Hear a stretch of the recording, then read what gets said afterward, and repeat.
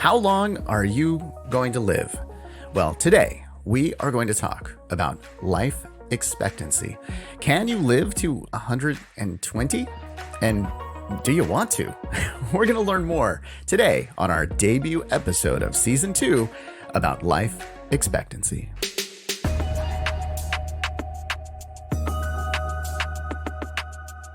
Thanks for listening and subscribing to Learning More. It's Russ with you. It is our debut of Season 2. Yeah, I love that we're entering Season 2. We've made a slight change to the way that we pull together the topics for each one of the episodes. We're going to be doing a series of 3 podcasts on a particular topic. So every 3 episodes, we'll switch up a topic. So the first topic is about aging. And we are going to cover this from 3 different directions. First, today, we're going to talk about life expectancy. Then next week, we're going to talk about Alzheimer's and dementia, followed by finances. Yeah, that's a big topic, right? Like retirement planning. Like, can you actually retire? What can you do today to make it so that you can retire tomorrow? We're going to learn more about that in the coming weeks. But today, we are going to talk about life expectancy. I am joined by Regents and Distinguished Professor from Texas A&M School of Public Health, Marcia Ory. Marcia, thank you so much for joining me. I'm delighted to be here talking with you today.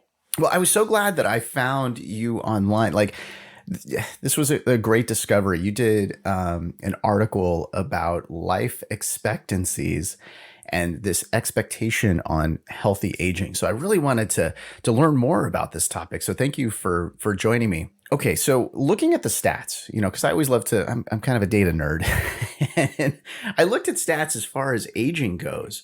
And some stats, it depends on which surveys you're looking at, but some say that by 2080 or so, the life expectancy could be up to 100.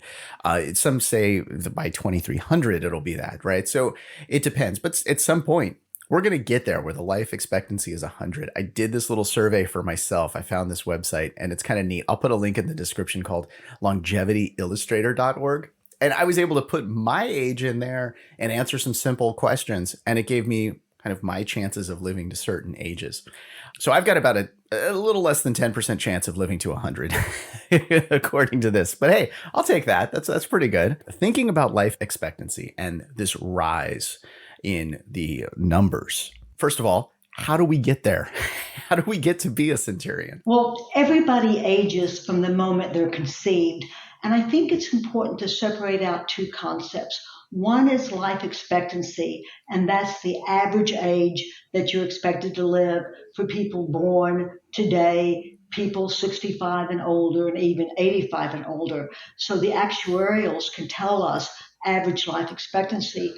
That's different from lifespan. Lifespan is how long an individual human can live. And the oldest living person is a Japanese woman who's about 118. So that's lifespan. Life expectancy is different because it is not how long will an individual live, but on average for the country you live in, how long will the average person live after certain criteria, birth or 65. So you're right. If you think about, you're a guy who loves stats. In the 1900s, the average life expectancy was 47. Fast forward 120 years, and it's around 80. But that life expectancy is not the same for everyone. It's different for men versus women. And guess who lives longer in most countries? The women, right? And the U.S. doesn't even have the highest life expectancy of major industrialized countries. It's like way down there. It's Really? Much lower than you expect. The most interesting fact on life expectancy is that it has dropped in the last year. Always life expectancy since the 1900s keeps going up and up. Mm-hmm. But if you look at the last census report, it started plateauing off a couple of years ago, and people said maybe it's the opioid crises. Now with the COVID pandemic for the last year, the life expectancy has dropped more than any other time in history other than World War II, when there were a lot of war fatalities. So Oh, life wow. expectancy generally has gone up. Right now, it's plateauing and even going down. And if you're in a less privileged group, a lower income group, or a minority group, it has gone down dramatically in more than a year or so. Yeah. So in general, yeah, it's gone up, but it depends who you are, where it's going to be, and lately it's plateaued or gone down. Yeah, I think some of the data that I saw from the CDC, and I believe this was back in 2018, some of that decline it was actually happening even back then, and that was because of drug use and suicide. Are those kind of the leading factors in what's going on in the United States? I think people will say the opioid crises. The newest news about that is in the last year, there have been 100,000 opioid related deaths, finally Mm, over 100,000. If you think about the pandemic and the deaths, not just for older people, but now people of all ages, that's one of the things. But, average life expectancy is just one thing. The reality is the population is still aging. So you talked about what's going to happen in 2080. Most people talk about what happens when the baby boomers become of age. So every single baby boomer is 65. By 20, 30 plus, they'll all be over 65. So that's why people are projecting that 1 in 5 Americans will be 65 and mm, older. And you started talking about, well, what about centenarians and what about super centenarians? Yes, the fastest growing segment of the American population are those people over 65, it's people over 85, and also over 100. But fastest growing, you have to take the fact that there were fewer centenarians. So any growth in that area is going to make it look like the numbers are increasing. The absolute numbers are small, but the proportions are growing. yeah, it's like a few thousand people that have made it over like 110, right? And 110 is not even a super centenarian, that's 120. Oh, Um, wow. and what people do think, I mean, in classes, what people say is what I'll say in one of my public health classes: look around. A lot of you who are 20 to 25 now are going to live to 100. Mm, And that's what's shocking, because I think kids don't think that they're going to live forever, at least that old. And then the question is, do you want to live that old? And what do you think they say? they say no, Only or do if they I say yes? I have healthy. no idea. It's only if I can be healthy. People Right. would love to live to 100 or 120 if they could be as healthy as they were at 50. Hmm. But the reality is, most diseases and most disabilities are age related. It doesn't mean that aging is going to that disease is going to be inevitable. So everybody now talks about dementia. Yes, there will be more Americans with dementia and more burdens on care as the population ages. But it doesn't mean that everybody 65 or 75 or 85 will get dementia. So it's that um, statistics are usually aggregate. It won't tell you how long an average person lived. So the life expectancy when George Washington was born was really low, but he tripled or more. So Hmm. just because the average person lives a certain amount of years doesn't mean that somebody's not going to live a lot longer and somebody else is going to live a lot less. Your students that are saying, well, if I'm healthy, like what can we do? Is there anything what's the suggestion, I guess? I mean, other than just eating well and all of that. Yeah, the suggestion is don't think of health as a magic bullet. Don't think that Mm, you're going to get a pill that's going to make you live to 100 healthfully. So, what healthy aging and what longevity is all about are 3 or 4 different things. And I wrote about that in the article. One, it's who you are. It's your genetic makeup. If you come from long-lived parents, you're probably more likely to live a longer period of time. But you have to consider why your parents died. So if they died in the 1900s because of an infectious disease that now has a cure, that's not going to be as related. Then it's what you do, and it's exactly what you just got through saying, Russ. That's all the lifestyle behaviors, and everybody knows it. Everybody knows that you should be physically active. You should eat healthfully, which means lay off of fat foods, eat more fruit and vegetables. Everybody knows that if you're going to drink, you should drink to moderation. But people know those things. What they know less about are those more social determinants of health, and that is the importance of the environment. It's where you live and who you interact with. So being socially connected is another factor. People who are lonely and socially isolated live less long, they're more unhappy, and they're more physically unwell. So there are easy ways to get to an aged stage in better health. But the other point that's so important is you just don't wake up one day at 65 and you're old or 85. From the moment you're born, everything you do will influence the age, how you age over time. And so that's why in the gerontological field, we talk about aging as a life course phenomena. It's what you do in high school. It's what you do as a young adult. It's what you do when you're middle aged, and then what you do when you're older. But there are a couple of good pieces of news. And one is it's never too early to start thinking about what can make you to age better, but it's also never too late. You can be 65 and pretty sedentary and have some chronic conditions, but you can turn around your life trajectory by becoming more physically active, by keeping your chronic conditions in control, by being socially connected, by volunteering. So it's never too early to start, and it's never too late to start too.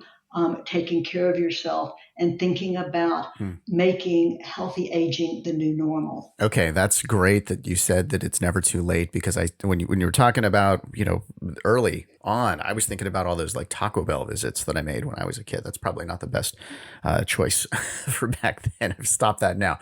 Okay, so let's talk not just about quality of life, but let's also talk about life satisfaction and happiness, because quality of life could mean your finances or your health. Life satisfaction is just about happiness. It's interesting because when they have national surveys and they ask who's happy, you would think that older people would say they're less happy. When they did all the surveys during the COVID pandemic and they asked how people were coping, who do you think coped the poorest? Was it the older? It was not the older people. No, really. It's 18 to 24-year-olds that had the hardest time. Older people reevaluate what aging means, and they think about meaning and purpose in life. And so there are psychologists who've done studies, and they really show that older people have emotional resilience. They've been through a lot of problems in life, and they've learned how to cope and adapt. And plus, the other thing is, the older you get, you start thinking about time left to live. You reevaluate and reframe. So it's, why am I sitting here complaining about the things I can't do? I need to be thinking about the things I can still do. I'm comparing myself not to what I was at 20 or 50, but I might be comparing myself to my neighbor who's in a wheelchair. I'm just in a walker. So again, the reference group changes of what your comparison is, and you try to find meaning in those years left. That's, so quality of life doesn't mean, and sometimes people talk about healthy aging. Healthy aging doesn't mean you don't have a disease, you don't have a disability, but rather it's about the functional ability you have to do the things that are important to you and that have value. So if you can still pick up the phone, still pick up the iPad, talk to your children, talk to your grandchildren, that can give you pleasure in life. You'd mentioned earlier, and that goes directly with what you were saying about the whole isolation thing, right?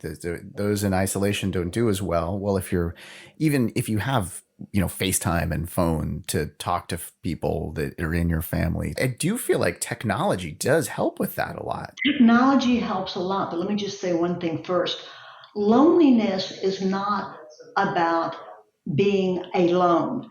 A person who lives alone, an older woman who lives alone by herself, can be socially connected, whether by technology or going out for groups.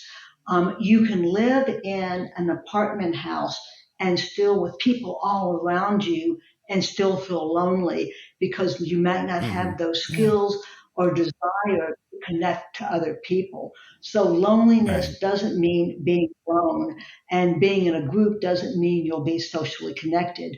But what we learned during the pandemic is that people did use technology, particularly older adults who were in assisted living or nursing homes where you were federally mandated to be on lockdown, not Right. almost, but you were on Yeah. lockdown. Yeah. There were no visitors allowed. So the other thing is people have that stereotype that an older person can't understand or use technology.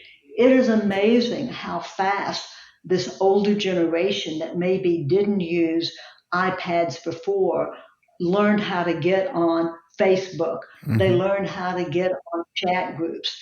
Um, and in fact, there were even people teaching you how to do that, recognizing how important it was to stay socially connected. So you're right, Yeah. technology can help, but just this next, we're talking, 2 years plus in the pandemic, and people now are really eager to get back to family. So they Right. want to be close. There is something about being in person, touching, hugging. It's those kind of things that traditionally made people feel connected. That's what I think people have missed. In public health, the rules are, about the question, what's going to happen getting together for the holidays, and the importance of being vaccinated, the importance of making sure everyone's vaccinated and even boosted so that you can get together, so you can hug, you can like be close together. I'm really glad that you brought up the pandemic, and I want to touch on that a little bit more. Plus, we've got so many other topics to talk about, but we're going to take a short break. When we come back, we'll talk about the pandemic and its impact on life expectancy. We'll be right back with more Learning More.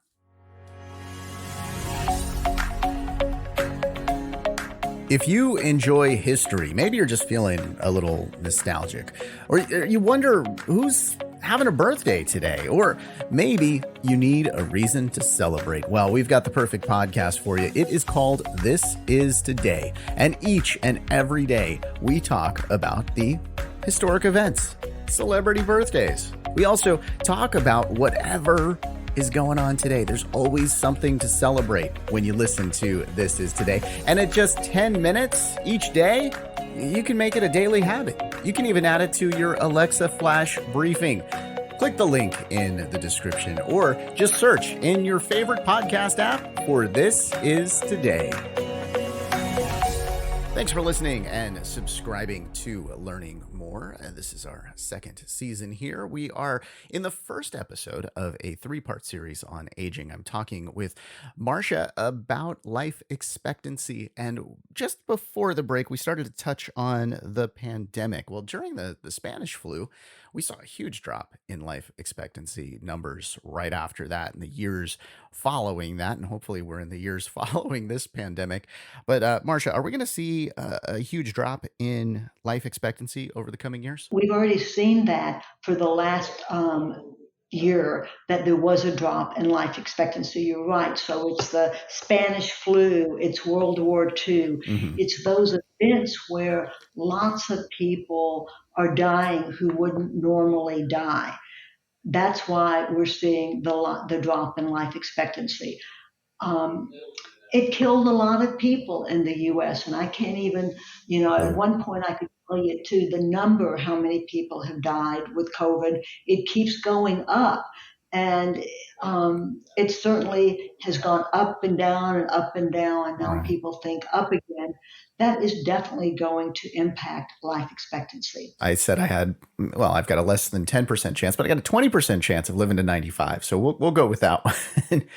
But does that mean, oh, shoot, can I retire at 65? Okay, well, that's why I think we have to rethink how society deals with the aging population, because historically people worked and they died relatively close to, the end of work. Now you could have 20 or 30 years in retirement. So a Mm-hmm. couple of things need to be done. One, for those people who want to work and are capable of fulfilling their jobs, then employers should figure out how to keep these people on and be supportive.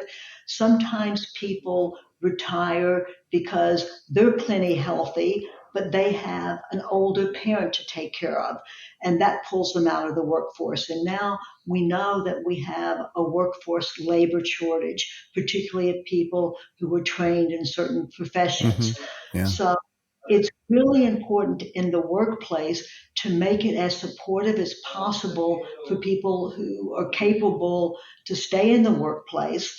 But for those people who choose not to be in the workplace, to have alternatives for them.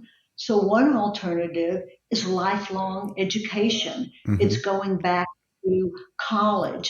There are people that you read about that say, I always wanted to get a college degree, but I had to work, drop out and work, take care of my family. And now I'm 90 and I'm getting a college degree. Nice. So I think that universities have to rethink who their students might be. Mm-hmm. Um, what else can older people do? Because I talked about how important it was to have meaningful roles. Volunteering is really important. You think you're helping other people, but in reality, volunteering helps your health overall, your mental health, your well being, your physical health. So you can volunteer. Mm-hmm. Um, That's being with groups where they share the same interests. That's great. And then there have to be places where people can live. If you ask what people want to do when they get older, the majority of people will say, I want to stay in my own home. I don't want to go to a nursing home. I don't want to go to assisted living, even though those two styles are improving dramatically. Mm-hmm. Um, so, in order to stay in your own home, you technology has enabled us to do this. Think of sort of smart homes that turn on and off the lights. They make it safer. There are also the falls alerts so that if you are home alone, you can have an alert that will go to either your healthcare provider or to a loved one who doesn't live with you. So there are many ways of being retired, what you can do for the next 30 or 40 years and how you can do it safely. On that, I do feel like there's a bit of this stigma around assisted living because I think people kind of pull assisted living and like nursing home into the same sort of things. What the assisted livings that I've been to have been like cruise ships. I mean, they're so much fun. Like I would love My, to do it. you know? my mom was in assisted living for about 10 years, and she was never so active. I Yeah. would go and visit her. I'd be exhausted at the end of the day. So I think that There are different kinds of assisted living. Some units sort of grew out of the hospitality industry, what you said, like being on a cruise ship. Mm-hmm. So they want a social model, but also to provide some basic personal care needs, the Right. kind of things medication, so that you know you're getting your medication, so that you're getting the meals so you don't have to go out and shop and cook. Yeah. What is happening, though, I think policy wise, many states are doing waivers to enable people to stay at home and have home care brought in. That used to be something you had to do out of pocket. But Right. some states are saying, let's take a person who might otherwise be in a nursing home at 90,000 plus, and now it may even be an average of about 100,000. If you live in California, it's probably pretty expensive.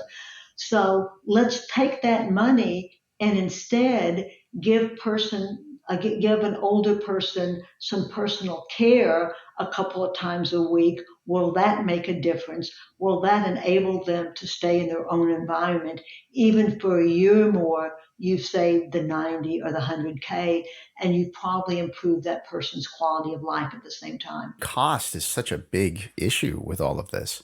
The from assisted living to like in-home care, like those items. I mean, it's like insane how much. Now I'm in California, like you said, and here. So for in-home care, for 24-hour in-home care, right? If you actually had somebody come in, it's about $16,000 to $17,000 a month in the San Francisco Bay Area. And who can afford that? The question Mhm. is, Right. Russ, who can afford it? So that's why, let me go back to a topic we talked about before, which was healthy aging. I don't know if you or your listeners know, but this is the World Health Organization's decade of healthy aging. So Oh yeah. not just a Hmm. day of healthy aging, not just a year, but it's a whole decade. And they have four sectors of action. So the first is combating ageism. We sort of, talked about that. We can talk about that a little bit more. But the second is building age-friendly communities. So it's making sure that older people can live in the community safely and function to their ability. The third area is integrated healthcare.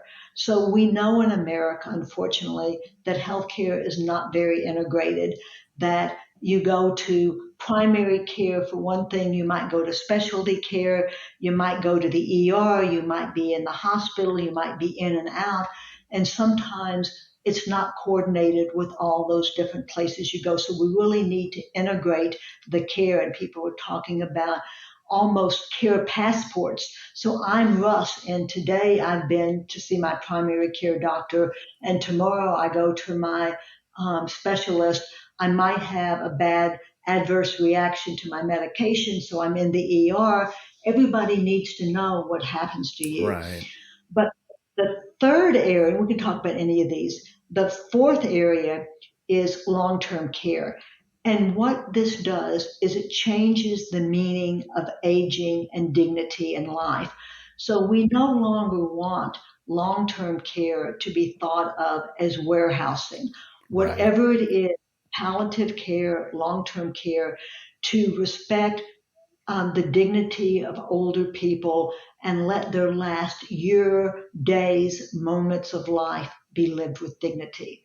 So that's all of the different ways that we Hmm. can create healthy aging globally and in California and in Texas. So we have an entire episode just on retirement planning, finances. We're going to do that in just 2 episodes from now. So if you're listening to this live, it's 2 weeks from now that will be released. I'll be talking with David Blanchett. He's got 20 plus years experience in researching retirement planning and finances. So definitely do check that episode out. And one of the things that we discuss in that episode is about the sandwich generation or multiple sandwich generations. The boomers' parents had multiple kids. So, the generation ahead, my mother's generation, the sort of depression generation, they had 3 to 5 kids to take care of them. Now Right. boomers have had fewer children. We have Mm-hmm. more diverse family arrangements. We had people married not just once, two times, three times, who knows what the average is in California, but it means that there may be or not as strong ties. Whereas always before, the assumption was that children would take care of parents. Now we have a couple of things. People are living longer, so you're now expecting somebody 75 to take care of somebody 100, Right. somebody 50 to take care of Mm-hmm. somebody 75 and 100, and then the sort of multiple sandwich generations. It used to just be three, but now with longevity, there could be four generations, fewer people to take care of, and more people needing care. Right. Yeah. Yeah. You're looking at triple decker sandwiches in a way where you've got multiple people on either side that you're taking care of. So, okay, you mentioned ageism, and I want to dig into that a little bit more. That of course is a concern in the workplace, right? Where, God, and really in society in general, it seems. What? Okay, so one of the things, and now I'm just kind of saying what I've done and what is great about technology. I mean, so I went to school for marketing and business, right? Like, okay, specifically marketing. And if you're talking about marketing, well, they didn't have digital marketing when I went to college. And whoever's in college right now, the technology is going to change over the next decade anyway. So whatever you're learning about Facebook or Instagram or whatever, it's going to change in 5 years. It's going to change in 10 years. It's going to be completely different. So yes, you can apply kind of those principles of marketing, but you've always got to be learning. And that is what I like about a lot of these tools out there. I mean, I do so much learning online, whether it be just YouTube or actual formal classes through, Coursera or some of these other places that are online. Aren't you glad that people don't look at you, Russ, and say, you're not 20, you're a technophobe? I mean, in Right. reality, that stereotype, the stereotype is the positive stereotype is if you want help on a device, you go to a kid 18 years or younger. Right. That's the sort of joke. On the negative side, it is the expectation that older people are not familiar or able to deal with technology or things that are new. So the reason why ageism is so important is it's actually a health hazard. And what I mean by that is they've done a lot of studies where they ask people about their attitudes about aging. And those people who personally hold negative attitudes, they're less healthy, they have more chronic conditions, Mm. and they die prematurely. So they sort of um, believe, if they believe that they're not capable or don't have a certain skill set, then they're not going to act in a more proactive way. And it's really a health hazard. Wow. Yeah. But ageism is so sort of embedded in our society. I'm a fellow in the Gerontological Society of America, and they've come together with a lot of the aging sector organizations to have this whole new movement, and it's called Reframing Aging. And it starts with the language we use. And so we don't refer to an older person as a geezer, an old bag, or all those kind of things. We don't say, oh, that person's senile, because that language is so stereotypic. What they're trying to do is to facilitate the language which is used that will give respect to older people.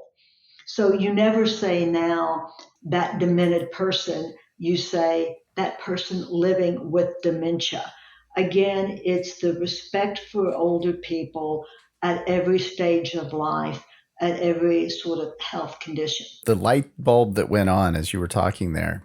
Somebody may not believe that they should leave their specific role that they're in, and they may put up with the lower pay and the stress of the job just because they don't feel like, because of their age, maybe they don't want to put themselves out there to other places because they fear that somebody's not going to hire them because of their age. There are some truisms, and that is if you are out of work at 50 and looking for work, it's going traditionally to take you longer than a younger person. Now, maybe with a worker shortage, it might not take as long, but there is some truth to that. But what you have to do in the same way that people who are coming out of college now, this has not been a good job market for them. Right. And in that sense, you have to put yourself out there. You have to know that it's not going to be you knock on the first door and they're going to say, you're just the person we're looking for. We're going to give you a great salary. But it's being able to sell yourself with the skills that you have and what you can do for the company. And so you can do that at 20, you can do that at 50, and you can even do that at 70. It's having a sense of worth and what you are able to do. And that's because you're not assuming I'm old and nobody wants to hire me. Right. Right. Yeah. I mean, it's getting past that in your own head too, not just, like just assuming that other people might think that. Do we need more protections in place for this? Well, certainly there are job protections, but this tells you how old the protections are. The age discrimination law, anybody over 40, that must have gone in when a long time ago, Right. So the protections that I think that you need are workplaces understanding the value of older people. It's having what we call age friendly societies, age friendly cities, or dementia friendly cities, where the protections are for an older person who might be scammed. Now, when you're sitting at home, I don't know how often you get, somebody wants to sell you something, somebody No. wants to Yeah. give you something at a price that's Mhm. unbelievable. You're lonely. Older people are often the targets of these marketing scams. Yeah. The good news is AARP has really told people you don't, that these are scams. Certainly people are still falling for them, but to a less degree than they might have in the past. Yeah. Yeah. Those scams just drive me absolutely mad. I don't know how many I get in a day, but it's to the point of where I don't even want to answer my phone.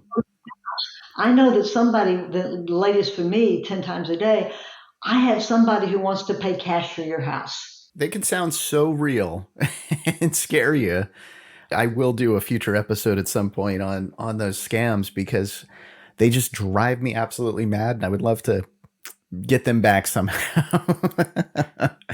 Okay, so what are the disadvantages of living longer? First of all, everyone doesn't age well. And so you might be in poor health, whether it's mental or physical. You could have what we talked about financial strains, particularly when older people are not older people are better off financially than ever before, but they say you're one fall or chronic condition away from a lot of, or, from needing to spend a lot of money on personal care. Hmm. So there's no sort of federal safety net for the day Right. to day personal care that someone needs if they get to be 85 or 100 and are likely to need. So the downside to living a long time is not having the resources to live the way you did at 20 or 50 or 70. So that's a potential downside. Many people can achieve healthy aging, but like at any age, there are people who are more frail. There are people who have mental health problems. So, there are downsides for the individual. I think there are downsides for society when you recognize, just like we needed the trillion billion dollar infrastructure bill, that the healthcare system is not working the way it should. The housing sector is not working the way it should. We know that people are attempting to do the right thing, but there's still not enough appropriate health care, not enough long term care, not enough financial support and security for everyone, not enough housing. So that's the downside. The downside is that it sort of amplifies basic problems in society. That's what COVID did. That's what the opioid crisis has done. It's those ways in which our society could function better is getting strained. The other downside of living longer, it's going to put a huge burden on the remaining family caregivers. They're going to be stressed out. So they have to take care of themselves, their own families, as well as upper generations. So those are some of the downsides. But I think in every challenge, there are opportunities. And the opportunities are how we look at society and the supports that we can give older people, and how we ourselves as individual family members treat our older relatives, and how we view aging within ourselves. Those are all the sort of challenges, but opportunities. Right, right. And that's why I kind of like to always ask one of those disadvantage or, challenges questions, because that I feel like is something to make us think so that we can figure out those opportunities and hopefully make some sort of positive change. Mm-hmm. I think another positive change is just, for those listening to this podcast, you learned a lot about this. And Marcia, thank you so much for joining me today. It's been a delight chatting with you. And there you have it. Our first episode of season 2 completed. We've got 2 more episodes on aging, so make sure that you check those out. Next week, we're going to talk about Alzheimer's and dementia. I've got a person that hosts a podcast that actually interviews people that are suffering with dementia and the caregivers. She started an entire organization around dementia and Alzheimer's, and we'll learn more about that next week. And then the week after, as I mentioned earlier, we do have a retirement and your finances podcast. What can you do today to help retire tomorrow? Yeah, we'll be talking about that. Hey, I want to thank you for listening and subscribing to Learning More. We encourage you to, and thank you for rating this podcast and sharing it with your friends. As with any podcast that gives really any opinion-based information, it is not meant to substitute professional advice, and we encourage you to consult a professional to discuss your exact needs. I thank you for listening, for subscribing, and for rating Learning More. I'm Russ, and I look forward to learning more with you next time.